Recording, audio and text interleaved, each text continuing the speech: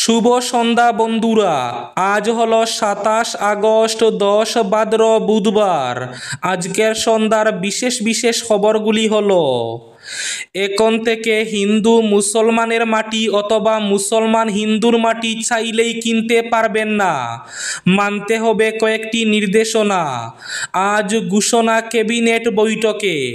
কি কি নির্দেশনা মানতে হবে সম্পূর্ণ বিস্তারিত থাকবে প্রতিবেদনে। দীর্ঘ 2 বৎসর পর গৌহাটি হাইকোর্টের নির্দেশে বাঙ্গা এইচএস স্কুলের অধ্যক্ষ পদে বহাল শিক্ষক আসারউদ্দিন। চোখ কপালে উঠার মতো এক ঘটনা, বিয়ের কার্ড খুলতেই গায়েব 2 লাখ টাকা। আজ দলাইয়ে ভয়াবহ সড়ক দুর্ঘটনা, মৃত্যু ঘটল এক স্কুল ছাত্রের। এক বিস্ময়কর বালকের বিশ্বজয়, 2.5 মিনিটে 195 দেশের এবং রাজধানীর নাম গড়গড় করে বলল খুদে পড়ুয়া। আগামীকাল রাজ্যে আসছেন কেন্দ্রীয় স্বরাষ্ট্রমন্ত্রী অমিত শাহ। শিলচর শাহাপুরে সন্ত্রাসের নেপথ্যে বিডিপি সম্পাদক আকরম আনসারি গ্রেফতার।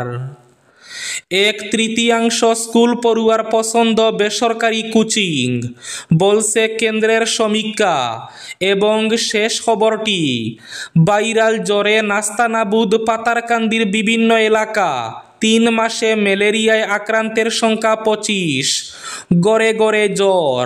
তাহলে বিস্তারিত খবরে যাওয়ার আগে অবশ্যই ভিডিওটিতে একটি লাইক করে চ্যানেলটি সাবস্ক্রাইব করে পাশের বেল আইকনটি বাজিয়ে রাখবেন এবং ফেসবুক পেজটি ফলো করে ভিডিওটি অবশ্যই শেয়ার করবেন, যাতে সঠিক তথ্যগুলো সবার কাছে পৌঁছাতে পারে। এবার শুনুন আজকের খবরগুলির বিস্তারিত। প্রথম খবর, রাজ্যে মাটি কেনাবেচা নিয়ে আসলো নতুন এসওপি। আজ ক্যাবিনেট বৈঠকে বড় ঘোষণা। এখন থেকে হিন্দু মুসলমানের মাটি অথবা মুসলমান হিন্দুর মাটি ক্রয় করতে হলে মানতে হবে কয়েকটি নির্দেশনা। রাজ্যে মাটি কেনাবেচা নিয়ে নতুন এসওপি অর্থাৎ নির্দেশনা ঘোষণা। হিন্দু মুসলমানের মাটি অথবা মুসলমান হিন্দুর মাটি ক্রয় করতে হলে বা বিক্রয় করতে হলে মানতে হবে নির্দেশনা। এসওপি অনুসারে প্রথমে মাটি বিক্রির জন্য এসডিসির কাছে জমা করতে হবে প্রস্তাব।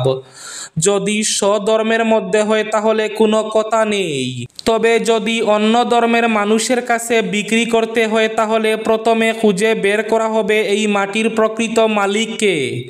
প্রকৃতপক্ষে এই মাটির মালিককে তা নিরূপণ করা হবে। তারপর মাটিটি বিক্রির প্রস্তাব ডিসি অর্থাৎ জেলা শাসকের কাছে প্রেরণ করা হবে। ডিসি প্রস্তাবটি রাজস্ব বিভাগের কাছে প্রেরণ করবেন। রাজস্ব বিভাগের একজন নোডাল অফিসার থাকবেন। রাজস্ব বিভাগ এই প্রস্তাব স্পেশাল ব্রাঞ্চের কাছে প্রেরণ করবেন। অসম পুলিশের স্পেশাল ব্রাঞ্চের কাছে এই প্রস্তাব যাবে। স্পেশাল ব্রাঞ্চ 4টি বিষয় পরীক্ষা করবেন। বিক্রি করা মাটি প্রবঞ্চক নাকি, অর্থাৎ এই মাটি কোনো অন্য মানুষের মাটি কি না তা সত্য কি না তা খতিয়ে দেখা হবে। এই মাটির মালিক সত্য কি না তা খতিয়ে দেখা হবে। সেই সঙ্গে মাটি যে ক্রয় করবে তার টাকার উৎস কি তাও পরীক্ষা করবে স্পেশাল ব্রাঞ্চ। সব কিছু পরীক্ষা করার পর যদি সব কিছু ঠিকঠাক হয় তাহলেই জমি কেনা বেচা যাবে। আজ ক্যাবিনেট বৈঠকের পর এই দীর্ঘ প্রক্রিয়া ঘোষণা মুখ্যমন্ত্রী হিমন্ত বিশ্ব শর্মার। গৌহাটি হাইকোর্টের নির্দেশে বাঙ্গা এইচএস স্কুলের অধ্যক্ষ পদে বহাল শিক্ষক আসারউদ্দিন। কোর্টের নির্দেশে 2 বৎসর পর পুনরায় স্বপদে বহাল হলেন বাঙ্গা উচ্চতর মাধ্যমিক বিদ্যালয়ের অধ্যক্ষ আসারউদ্দিন।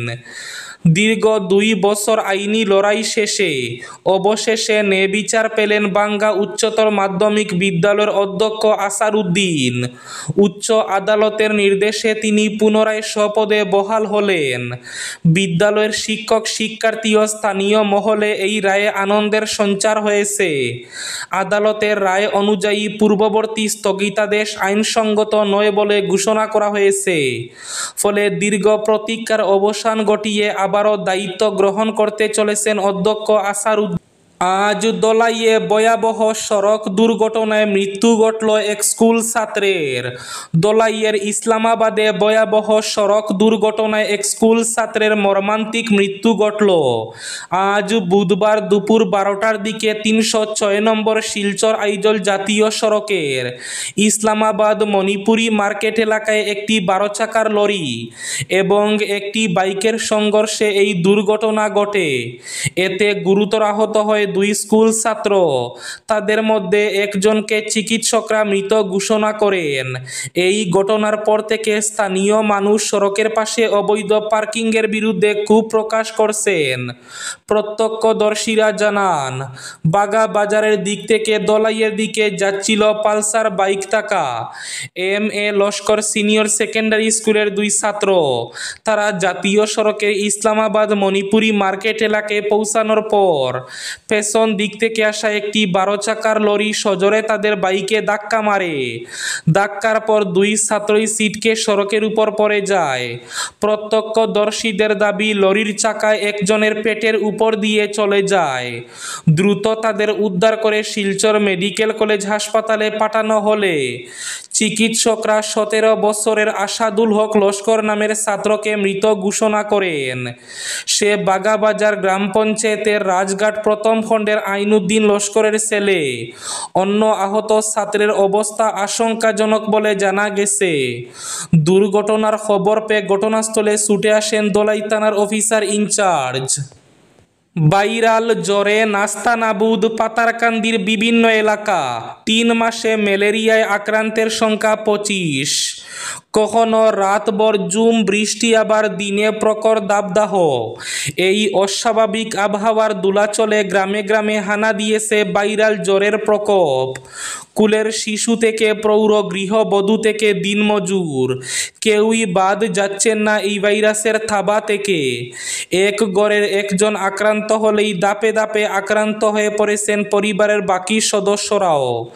জ্বরের সঙ্গে সর্দি, কাশি, গলা ব্যথা, দুর্বলতা, এই একাধিক উপসর্গে নাজেহাল রোগীরা। সবচেয়ে ভয়াবহ বিষয় হলো, সাধারণ ঔষধ সেবনের পরও 7 থেকে 10 দিন অবধি জ্বর এবং দুর্বলতা থেকে মুক্তি মিলছে না অনেকের।